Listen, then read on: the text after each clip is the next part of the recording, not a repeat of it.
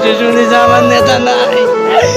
আমি তখন থেকে আমি ভাবছি যে আমার নেতার কলেজা বেড়ে গেছে।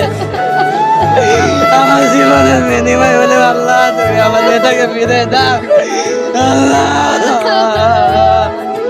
তুমি মাসলুমে তোমার কবুল কথা বলে বাধা করছো, তুমি কেন কবুল করছো না আল্লাহ? আল্লাহ তুমি ফিরে দাও আমার নেতাকে, আমার হুজুরকে ফিরে দাও আল্লাহ। তোমার কাছে একটাই বলি,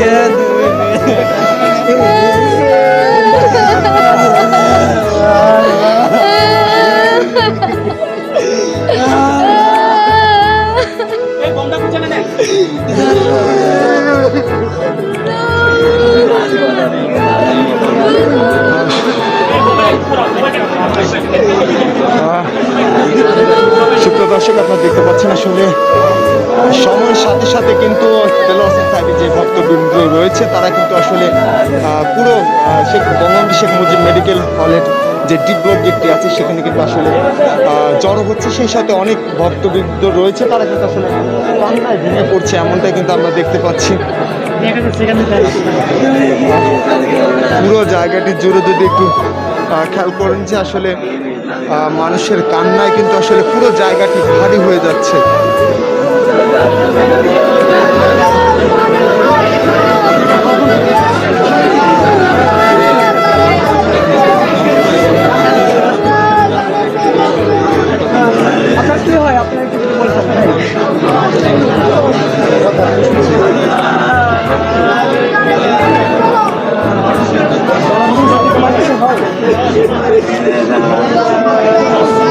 সময়ের সাথে সাথে কিন্তু আসলে দেলোয়ার হোসেন সাইদের যে ভক্তবৃন্দ রয়েছে তারা কিন্তু আসলে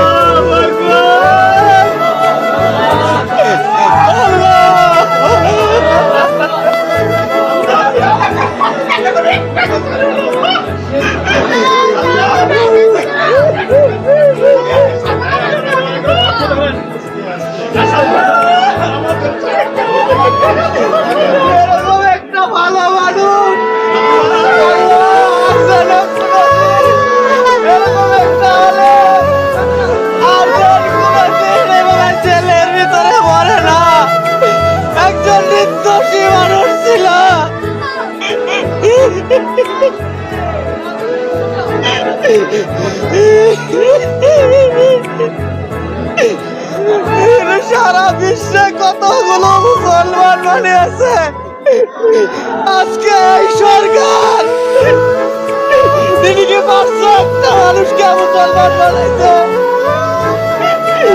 তিনি হাজার হাজার মানুষকে মুসলমান বানিয়েছে। আজ একটা নির্দোষ মানুষকে তিনি জেলে ঢুকে মিথ্যা মামলা দিয়ে বাংলাদেশের লক্ষ কোটি কোটি আলেম উলামাদের যিনি মুরব্বী ছিল তার শেষ পরিণতির জন্য যারা দোষী সাব্যস্ত করে তাকে জেলে ঢুকে শেষ করে দিয়েছে। আল্লাহর কাছে বিচার দিলাম, আল্লাহ তুমি এই বিচার করিয়া এবং তাকে পরকালে সুখ শান্তিতে রাখি আল্লাহ।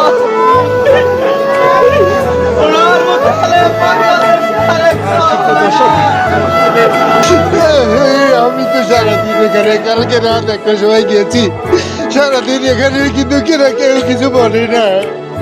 বড় বড় কর্মকর্তারা আসে, কেউ কিছু বলে না। কি অবস্থা, কিছু বলে না। আপনাদের কাছ থেকে বিভিন্নভাবে জেনেছি, অন্য এখন পর্যন্ত কিছু বলেনি। সুস্থ মানুষ এসছে, হাসি মুখে নেমেছেন, অ্যাম্বুলেন্স থেকে নামার সময় সালাম দিয়েছে জোরে আমাদেরকে।